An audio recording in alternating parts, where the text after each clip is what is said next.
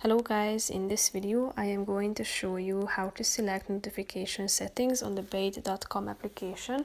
But first I just want to mention, don't forget to subscribe to my channel because at 10,000 subscribers I am going to show you my whole YouTube revenue statistics and growth strategy, how to make money online. So let's jump into it. First of all, open the application on your phone. After that you should tap on the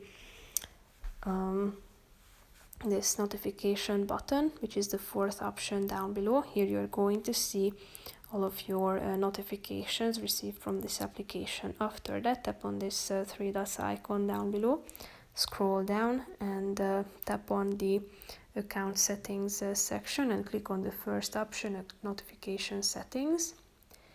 Here you can turn on all of these options, such as when contact is revealed, views on my profile, whether you want to get a notification when there are searches on your profile, recommended jobs, job alerts, new posted jobs, and so on. So if you want to turn on and off any of these, just simply tap on the relevant one. When it is turned off, it is blue, and when it is turned off, it's gray. So that's how you can set the notification settings on the app.